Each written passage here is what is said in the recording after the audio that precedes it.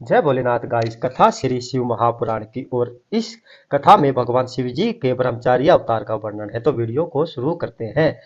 दक्ष की पुत्री सती जी जब भगवान शिव जी के अपमान के कारण भस्म हो गई तो उन्होंने हिमाचल के यहाँ मैना के गर्भ से पार्वती रूप में प्रकट हुई और फिर नारद जी के कहने पर भगवान शिव जी को प्राप्त करने के लिए व्रत और तपस्या करने लगी। तब भगवान शिव जी ने पार्वती के व्रत और तपस्या की परीक्षा लेने के लिए सप्तऋषियों को भेजा और सप्तऋषियों ने परीक्षा लेकर भगवान शिव जी को संतुष्ट किया। तब भगवान शिव जी स्वयं ब्रह्मचारी का रूप धारण करके पार्वती के पास आए और पार्वती जी ने अदरिया पाद से उनकी पूजा की।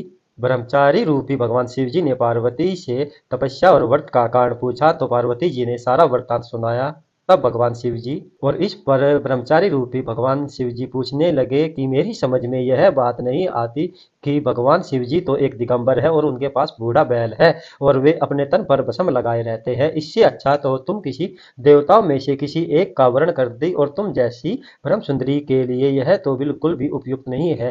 यह सुनकर पार्वती जी रुष्ट हो गई और ब्रह्मचारी रूपी भगवान शिव जी से कहने लगी कि जो व्यक्ति भगवान शिव जी की निंदा करता है वह आपका भागी होता है और स्वयं सुनने वाला भी होता है। और इतना कहकर अपनी सखियों से ब्रह्मचारी रूपी भगवान शिव जी को जाने के लिए कहने लगी और स्वयं भी उठकर चलने लगी।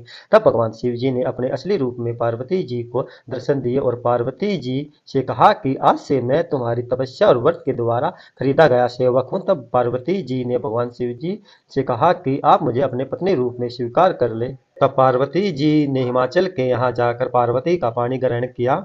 फिर पार्वती के साथ कैलाश पर जाकर सानंद निवास करने लगे। और यह भगवान शिव जी के ब्रह्मचारी अवतार की कथा थी। और आपको यह वीडियो कैसी लगी कमेंट में और महादेव अवश्य लिखें। जय भोलेनाथ।